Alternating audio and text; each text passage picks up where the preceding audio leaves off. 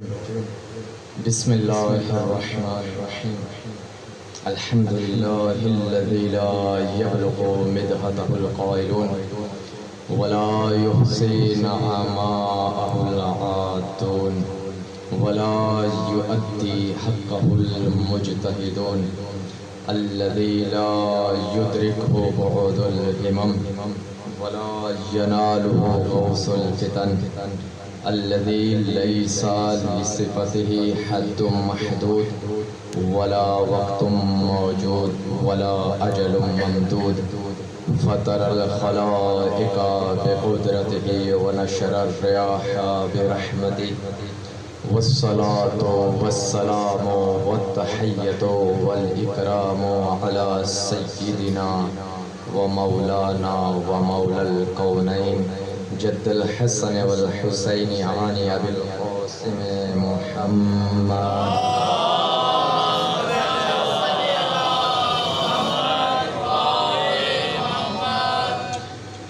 وآله الطيبين الطاهرين المعصومين المنتجبين الهداة المهديين لا سيما بقية الله في الأرضين روحي وأرواح العالمين له الفداء واللعنة الأبدية على أعدائهم أجمعين. أما بعد فقد قال الحكيم في محكم كتابه المجيد والفرقان الحميد هو أصدق القائلين وقوله الحق وعد الله الذين آمنوا منكم وعملوا الصالحات ليستخلفنهم في الأرض كما استخلف الذين من قبلهم وليمكنن لهم دينهم الذي ارتضى لهم وليبدلنهم من بعد خوفهم أمنا يعبدونني ولا يشركون بي شيئا ومن كفر بعد ذلك فأولئك هم الفاسقون. صلوات خالق لم یزل سے دعا ہے پروردگار عالم آپ کا نواز مصطفیٰ کے اس ذکر میں چل آنا اپنی عبادت میں شمار فرمائے اور مجھ ناچیز کی زبان پر ایسے الفاظ کو جاری کرے جس میں اس کی رضا اس کے خوشنودی اور ہمارے وقت کے امام کی تائید و نصرت ہو. یہ مجلسیں یہ اعضاء اور ان میں چل آنا انسان کے بس کی بات نہیں کیونکہ لاکھوں لوگ ہیں کروڑوں لوگ ہیں لیکن ہر ایک انسان کو یہ توفیق نہیں ملتی کہ وہ حسین کے ذکر میں آئے. وجہ کیا ہے؟ وجہ یہ ہے کہ جو اللہ کا مورد نظر ہوتا ہے وہی مجلس شبیر میں آتا ہے. یہ میں اپنے پاس سے نہیں کہہ رہا، میں حدیث مصطفیٰ بتا رہا ہوں. من اراد اللہ بہ العبد، اللہ جس سے بھی خیر کا ارادہ کرتا ہے قذف فی قلبہ حب الحسین و حب زیارتی، اس کے دل میں حسین کی محبت ڈالتا ہے. نہ مجلس میں آنا کسی کے پاس، نہ مجلس میں بولنا کسی کے پاس کی بات. ہمارا سلسلہ گفتگو اسی عزاداری کے عنوان سے یہ تھا کہ اس عزاداری کے ذریعے سے ہم اس حکومت کے لیے کیسے تیار ہو سکتے ہیں انبیاء جس کے لیے اس دنیا میں تشریف لائے اور جس حکومت کو قائم کرنے کے لیے قائم آئے. قائم جو تشریف لا رہے ہیں یہ رسول کی اس مدینے کی ریاست کے تسلسل کو برقرار رکھنا ہے. لہذا پروردگار عالم ارشاد کیا فرما رہا ہے؟ سورہ نور آیت نمبر 55 وعد اللہ الذین آمنوا منکم، اللہ سبحانہ وتعالی تم میں سے جو مومن ہیں ان سے یہ وعدہ. کیسے مومن؟ صرف مومن، کل میں نے عرض کیا تھا اسلام اور ایمان میں فرق ہے. اس آیت کے مخاطب مسلمان ہیں لیکن وعدہ مومن سے، اور ہر مومن سے بھی وعدہ نہیں ہے، یہ بھی ذہن میں رکھیے گا. اور ایمان کی بھی صورتیں ہیں، درجات ہیں، اور پروردگار عالم نے اس کا انتظام بھی خاص کیا ہے. دیکھیں یہ جو قرآن کتاب ہدایت ہے یہ ہر ایک انسان کی ہدایت کرتی ہے. جیسے دیکھیں ہدل للناس، لوگوں کی ہدایت کرتے ہیں. بعض اوقات پروردگار فرماتا ہے ہدل للمتقین کہ یہ متقین کی ہدایت کرتا ہے. ہدم و رحمت للمسلمین، یہ مسلمین کے لیے رحمت اور مسلمانوں کے لیے ہدایت ہے. اب دیکھیں یہ مختلف کیٹیگریز ہیں. پروردگار عالم اپنے کلام میں ہر ایک طبقے کی ہدایت کر رہا ہے. جو مسلمین اور ناس کے لیے ہدایت ہے ہدل للناس، سادی سی بات ہے. اور ایک جگہ پہ ہدل للمتقین. مثال کیا ہے بھئی؟ لوگ تو ہدایت نہیں پا رہے، ہے ہدایت کے لیے، ہدل للناس ہے لیکن ہدایت تو نہیں پا رہے. کیا قرآن کا ادعا معاذ اللہ غلط ہے؟ نہیں. اس کی مثال کے ذریعے سے سمجھاتا چل جاؤں، بعد میں انشاءاللہ لطف لیں گے آپ. دیکھیں ایک علاقے میں ایک طبیب اپنا کلینک کھولتا ہے، وہ شفا پورے علاقے کو بانٹتا ہے، لیکن شفا اسی کو ملتی ہے کہ جو اس کے کلینک پہ آتا ہے. اللہ نے ہدل للناس کہہ دیا کہ ہر ایک انسان کے لیے ہدایت کا دروازہ کھلا ہوا ہے، لیکن ہدل للمتقین، ہدایت وہی پائے گا کہ جو متقی بن کے قرآن کے بعد. اور اس متقی بننے کے لیے عزیزو کیا کہنے کہ متقی بس وہی ہے کہ جو ایمان کے بعد تقوی اختیار کر کے اشہد ان امیر المؤمنین و امام المتقین کا نعرہ.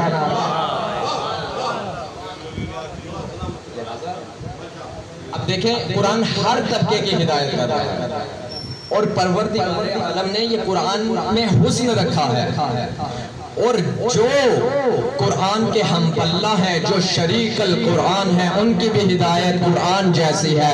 جس طرح قرآن ہر طبقے کی ہدایت کرتے ہیں، وہ بھی ہر طبقے کی ہدایت کرتے ہیں. اب مجھے نہیں معلوم کہ قرآن کے ہم پلہ کون ہے. رسول کی بارگاہ میں آؤ، رسول کہہ کر کے جا رہے ہیں انی تارک فیکم الثقلین کتاب اللہ و اطرتی، میں تمہارے درمیان دو چیزیں چھوڑ کر کے جا رہا ہوں، ایک قرآن ہے اور ایک میری اہل بیت. اور رسول نے پھر ضمانت بھی دی. دیکھیں اگر ان سے متمسک رہو گے گمراہ نہیں ہوگے. اور یہ ضمانت دے کر کے گئے ہیں کہ ان میں علیحدگی ممکن نہیں، ان میں فرق ممکن نہیں. کیوں؟ انہما لن یفترقا حتی یرد علی الحوض، یہ دونوں ایک دوسرے سے جدا نہیں ہو سکتے حتیٰ کہ حوض کوثر میرے پاس آ جائے. سمجھ میں آئے؟ یعنی قرآن کے ہم پلہ جو ہیں، اب ہمیں نہیں معلوم بھائی آپ جس کو بھی اہل بیت بنانا چاہیں بنائیں، بسم اللہ، دروازے کھلے ہیں. لیکن ایک بات کا خیال رکھیے گا کہ اہل بیت کی شان وہی شان ہے جو قرآن کی ہے، اہل بیت کی گفتار وہی ہے، اہل بیت کی آن وہی ہے کہ جو قرآن کی ہے. اب جس کو بھی داخل کرنا چاہتے ہو اہل بیت میں کرو، لیکن یہ یاد رکھنا جو علم قرآن کا ہے وہی اہل بیت.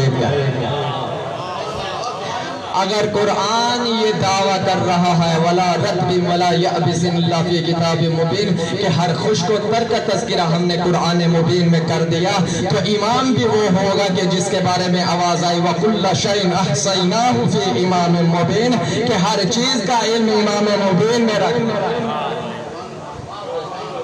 اب جس کو بھی امام مبین بنا رہا ہمیں کیا؟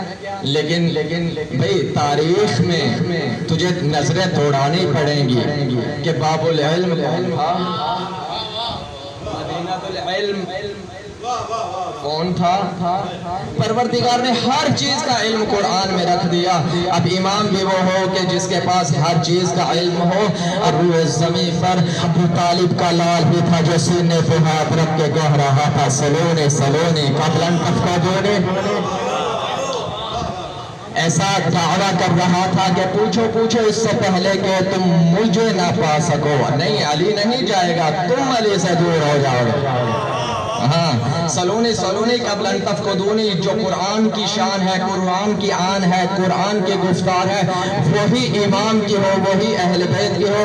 اگر قرآن ہر چیز کا علم رکھتا ہے تو امام بھی ایسا ہو جو ہر چیز کا علم رکھے. اور علی ہی تھے جو کہہ رہے تھے انی اعلم بطرق السماء بطرق الارض، میں علی زمین کے راستوں سے آسمان کے راستے میں. اب ایمان وہ ہوگا جو زمین کے راستوں سے آسمان کے راستے بہتر جانتا تھا. اب وہ امام اگر بناؤ گے کہ جو خود بیٹی سے مسئلہ پوچھتا رہا ہو, قرآن کے مقابلے میں لا کر کے بھائی انی عالم بالطرق السماء بطرق الارض, میں زمین کے راستوں سے آسمان کے راستے بہتر جانتا ہوں. یعنی علی یہ کہنا چاہتے ہیں زمین میں راستے ہی کم ہیں. یہ عرش ہی نہیں ہے کہ جو یہ دعویٰ کر سکتے ہیں. عزیزو یہی تو بات ہے کہ جس طرح رسول نے 40 سال پہلے قرآن بن کے دکھایا, پھر قرآن پڑھ کے سنایا. سمجھ میں آئے؟ یعنی اہل بیت علیہ السلام خود مجسمہ قرآن ہے. جو آپ زیارت میں السلام علیکہ یا شریک القرآن کہتے ہیں, یہ روایات اور قرآن کی روشنی سے. دیکھیں آپ توجہ کیا کریں, جو زیارات پڑھتے ہیں یا جملات ادا کرتے ہیں توجہ کیا کریں, معرفت کے ساتھ پڑھا کریں. یہ قرآن کی روشنی سے ہے, شریک القرآن ہے. اب دیکھیں اہل بیت نے پہلے قرآن بنے جو مجسمہ قرآن ہے, اور بھرے مدینے میں رسول نے کسی کو بھی نہیں کہا سوائے علی کے العلی مع القرآن والقرآن مع العلی. علی قرآن کے ساتھ ہے اور قرآن علی.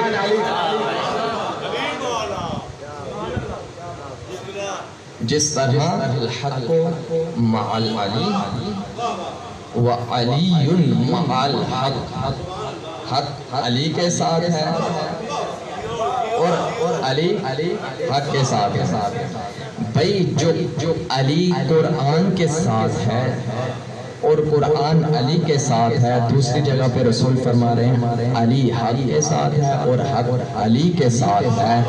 دنیا اگر یہ جملہ رسول کہتے, اس سے آگے کچھ نہ کہتے, تو دنیا یہ کہہ سکتی تھی کہ علی حق کا محتاج ہے, بلکہ رسول اللہ نے جملہ آگے بڑھا کر کے منہ بند کر دیے, تالے لگا دیے, یہ کہہ کر کے اللہم ادر الحق حیث ما دار علی, اے اللہ حق کو ادھر موڑ جہاں میرا بھائی علی موڑے. سمجھ میں آیا کہ علی حق کا محتاج نہیں, حق حق ہونے کے لیے علی کا محتاج.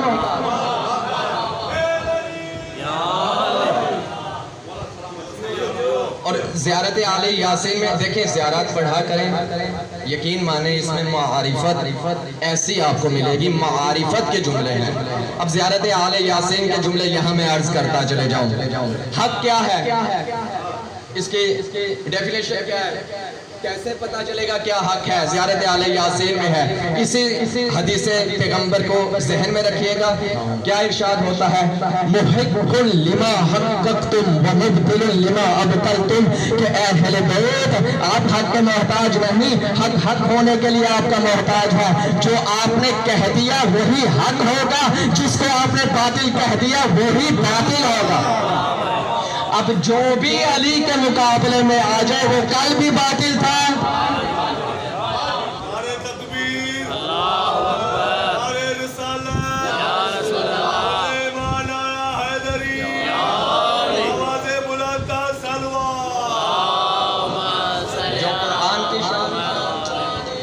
جو قرآن کی شان وہی امام کی شان. یہی تو وجہ ہے بھئی آیت پر عمل کرو تو مسلمان اور صحابی بنتے ہو, عمل پر آیت اترے تو امیر المؤمنین کہلاتے ہیں.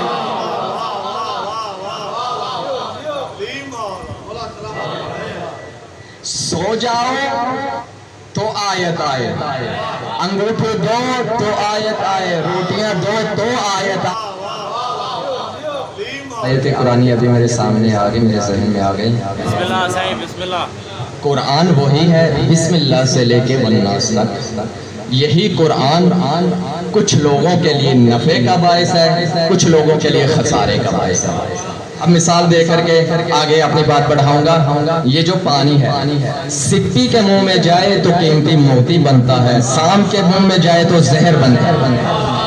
تو جو فرمایا آپ نے, یعنی وہی پانی ہے, ظرف کا فرق ہے. جیسا ظرف ہوگا ویسا نتیجہ ہوگا. اگر پاکیزہ پانی کو بھی پلید اور نجس ظرف میں ڈالیں گے تو وہ بھی نجس ہو جائے گا. اب قرآن کہہ رہا ہے القرآن ما هو شفاء ورحمۃ للمؤمنین ولا یزید الظالمین الا خسارا، کہ یہ قرآن مومنوں کے لیے شفا ہے اور ظالمین کے لیے خسارہ ہے۔ جس طرح قرآن مومنین کے لیے نفع اور فائدہ اور شفا ہے، اسی طرح علی کے فضائل مومن کے لیے نفع اور فائدہ ہے، اور جب بھی مومن کے سامنے علی کے فضائل پڑھے تو اس کا چہرہ کھل جاتا ہے، منافق کے سامنے پڑھے تو اس کا چہرہ اتر آتا ہے۔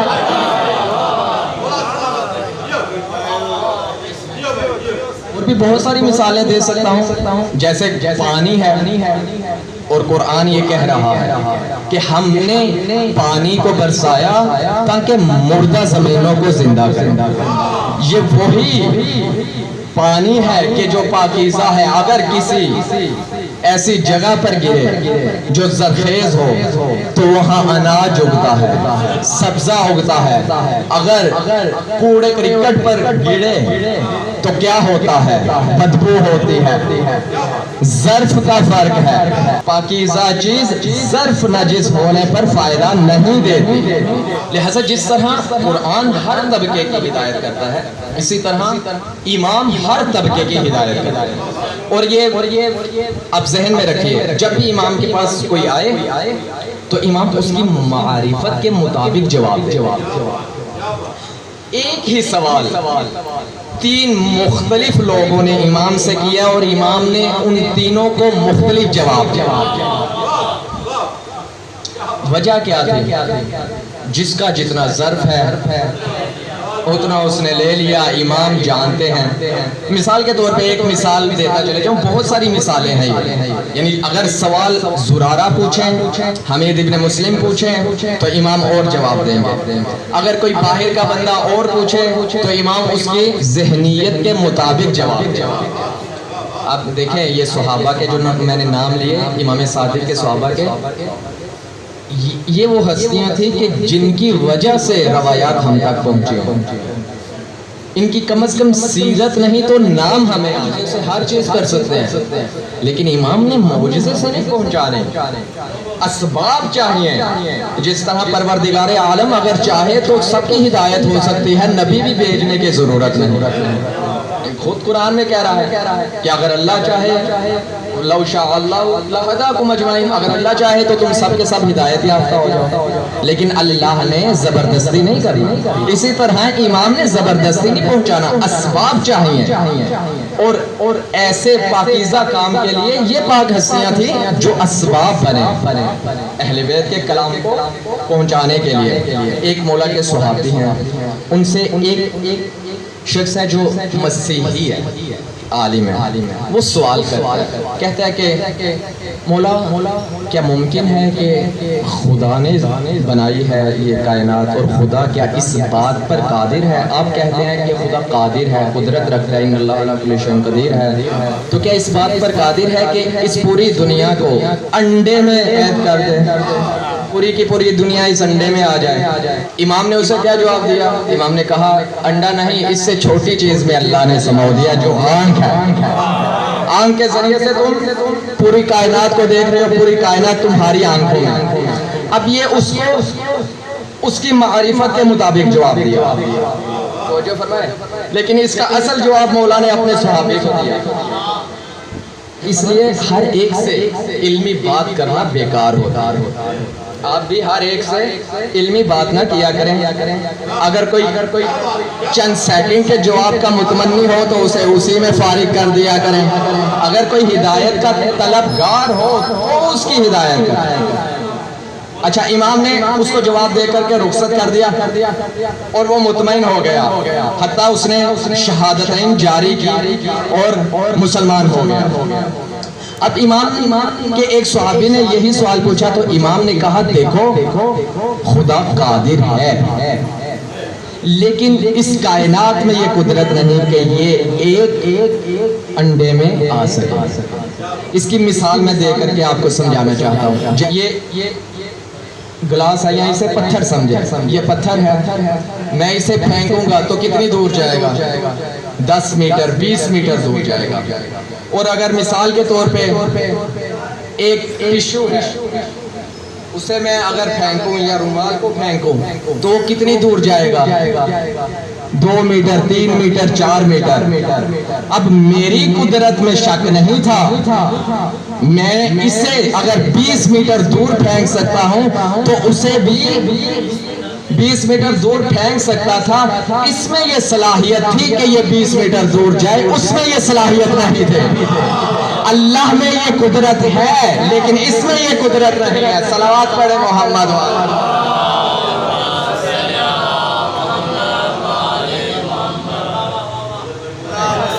یعنی قدرت پروردگار میں شک نہیں. اور حالانکہ اور بھی بہت سارے جوابات دیے جا سکتے ہیں، جیسے خدا کیا کہہ رہا ہے؟ ان اللہ علی کل شیء قدیر، ہر شے پر قادر ہے. شے کسے کہتے ہیں؟ عربی میں شے کسے کہتے ہیں؟ شے اس چیز کو کہتے ہیں جو چاہی جائے. جب اللہ چاہے گا تو کرے گا، اللہ جو چاہے وہ کرے گا.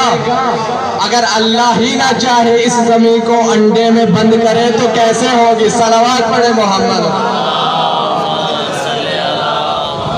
جس طرح قرآن ظرف دیکھ کر کے اپنے معارف اگلتا ہے، اسی طرح ناطق قرآن ظرف دیکھ کے معارف اگلتا ہے. اس طرح ذہن دیکھ کر سوالوں کے جواب دیتا ہے. دیکھیں مثال کے طور پہ اب یہ قرآن ہے، جو یہ قرآن صامت ہے. صامت کسے کہتے ہیں؟ جو خاموش ہو، بولنے والا نہ ہو. اور اللہ سبحانہ و تعالی نے اس صامت قرآن کے ساتھ ناطق قرآن رکھے، کیونکہ صامت کسے کہتے ہیں؟ جو بول نہ سکے. اگر بولے گا نہیں تو اشارے کرے گا. اشاروں کے غلط مطلب سے ہی تو مختلف فرقے بنے ہیں. بھئی جہاں سے اب یہ قرآن آیا ہے، مثال کے طور پہ اگر کوئی شخص آئے اور نہ بولے تو جس انسٹیٹیوٹس میں وہ پڑھا ہوتا ہے، یہاں تو نہیں مجھے معلوم، دوسرے ممالک میں ایسے ہے کہ جو گونگے ہوتے ہیں ان کی ایک خاص درسگاہ ہوتی ہے، انسٹیٹیوٹ ہوتا ہے، اور وہیں سے ان کو معلوم ہوتا ہے. اور آپ نے خبریں بھی دیکھی ہوں گی، ٹی وی پہ پہلے ایسے آتا ہوتا تھا، ایک بولنے والا ہوتا تھا، ساتھ میں اشارے کر رہا ہوتا تھا.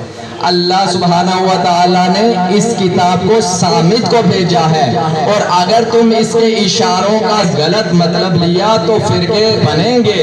اب تمہارے لیے ضروری ہے کہ جہاں سے یہ آیا ہے وہیں سے پوچھو، جن کے گھر میں اترا ہے وہی اس کے اشارے بتائیں.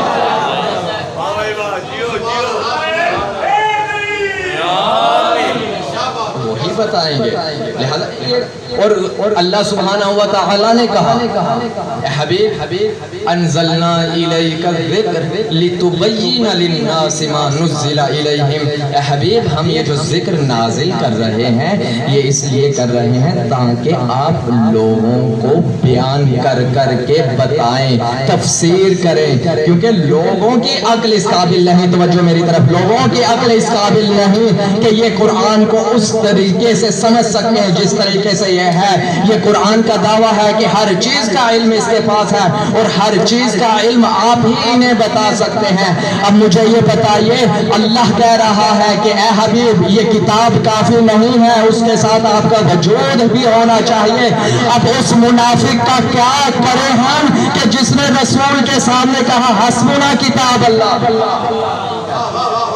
اور بھی بہت ساری آیات ہیں کہ حبیب آپ بیان کریں گے، آپ کے پاس یہ اتھارٹی ہے. اور رسول جاتے ہوئے یہ اتھارٹی اہل بیت کو دے کر کے جا رہے ہیں کہ انی تارک فیکم الثقلین کتاب اللہ و اطرتی، کہ یہ قرآن لاوارث نہیں ہے، اس کے وارث میں چھوڑ کر کے جا رہا ہوں. اور عزیزو یہی تو وجہ ہے کہ جتنا بھی کوئی معرفت والا ہو، جتنا بھی کوئی قاری ہو، اچھا ہو، وہ اچھا قرآن پڑھے گا، بہترین قرآن پڑھے گا، اپنی زندگی میں پڑھے گا. لیکن اسی قاری کا سرتن سے جدا کر کے کہو پڑھو تو نہیں پڑھے گا. قاری اور وارث میں یہی فرق ہے، قاری نہیں پڑھ سکتا لیکن وارث کا تن کربلا میں تھا اور سر نو کے سنا پر تلاوت کر رہا تھا. لہذا وعد اللہ الذین آمنوا منکم، وعدہ ہے مومنوں سے. عزیزو وقت کا ایمان، وقت کا ناطق قرآن سن 60 ہجری میں اپنا نائب بنا کر کے کوفہ میں بھیج رہے ہیں. اس میں ذرا کوتاہی ممکن نہیں میرے عزیز دوستو. یہ کاروان حسینی ہر زمانے میں چل رہا ہے. تم اس کشتی نجات میں سوار ہو جاؤ تو ہو جاؤ، نہیں تو یہ چلے جائے گی، تم پیچھے رہ جاؤ گے. اگر 60 ہجری میں یہ کاروان مدینہ سے نکل رہا تھا، جو سوار ہو گئے. مکہ سے نکل رہا تھا 8 ذی الحجہ کو، سوار ہو گئے. اور یاد رکھیے گا ہر زمانے میں یہ کشتی نجات چل رہی ہے. آج بھی وقت کا امام واری سے خون کربلا کشتی کو لے کر کے چل رہا ہے. آپ نے اپنی زندگی میں شامل ہونا ہے. کیسے شامل ہونا ہے؟ جو امام چاہتا ہے وہ کر کے. اب مسلم ابن عقیل کون تھے؟ امام کی چاہت پر عمل کرنے والے. مجھے نہیں تاریخ میں کبھی بھی ملا کہ امام نے کہا ہو کہ مسلم کوفہ جاؤ تو کہا ہو مولا خطرہ ہے. اللہ نے نہیں کہا. یہ کیفیت انسان کے اندر ہو. جناب مسلم سفیر حسین ہے. اور میرے عزیز دوستو یہ ہمارے لیے لمحہ فکریہ ہے کہ کبھی کبھی وقت کا امام اپنے نائب اور سفیر بھیج کر کے ہم کو آزماتا ہے کہ ہم نصرت کرتے بھی ہیں یا ساتھ چھوڑتے. آج بھی کچھ ایسے لوگ ہیں، ہم جیسے علماء نہیں، علماء ربانی سلیمان و خوزر و کمبر و مقداد کی طرح ایسے لوگ ہیں کہ جو آج بھی اہل بیت اور امام زمانہ علیہ السلام کے مشن کو آگے لے کر کے چل رہے ہیں. لازم ہے ہمارے لیے کہ ہم کم از کم ان کی بات نہیں مانیں تو ان کی مخالفت بھی نہ کریں. بھیا حرم میں اگر حملہ ہوتا ہے، زینب عالیہ کے مزار پر حملہ ہوتا ہے تو کون اٹھتا ہے، کون جاتا ہے؟ اگر سامرا و قیزمین میں داعش آتی ہے تو کون مقابلے میں جاتا ہے؟ لوگوں کو خیال کرنا چاہیے. لہذا کبھی کبھی وقت کا امام اپنا نائب بھیج کر کے آزماتا ہے کہ تم کتنے پانی میں ہو. حسین نے کوفہ میں اپنا نائب بھیجا. ابن زیاد کے ہاشمیوں کے لباس میں کوفہ میں وارد ہوا. اور جناب مسلم ابن عقیل اس وقت کوفہ میں موجود تھے. اس نے دیکھ لیا کون حسین کا ناصر ہے، کون حسین کی نصرت کے لیے. اس نے ان قبیلوں کے رئیسوں کو جو حسین کی نصرت کے لیے آمادہ تھے قید کر لیا، اسیر کر لیا. دیکھیں یہ بصیرت کی بات ہے کہ ابن مرجانہ ابن زیاد یہ ملعون ہاشمیوں کے لباس میں آ رہا ہے اور کوفی سمجھ ہی نہیں سکے. آج بھی اگر کوئی لباس اسلام میں آئے تو اس کی ہر بات ماننی نہیں چاہیے، پہلے پرکھنا تو چاہیے کہ یہ کون ہے. ایسا نہیں ہے کہ ہر چمکنے والی چیز سونا ہوا کرتا. ہر چمکنے والی چیز سونا نہیں ہوتے. مسلم ابن عقیل تنہا ہوتے ہیں. یہ بہت سخت ہوتا ہے. پردیس میں غریب الوطنی میں جناب جہاں مسلم نماز پڑھاتے تھے ہزاروں کا مجمع ہوتا تھا، لیکن 7 ذی الحجہ کے بعد نماز مغرب کے بعد دیکھا تو کچھ افراد نماز عشاء تمام کی تو کوئی بھی نہیں تھے. تنہا باب الکندہ سے مسلم نکل رہے. یہ مسلم کی تنہائی.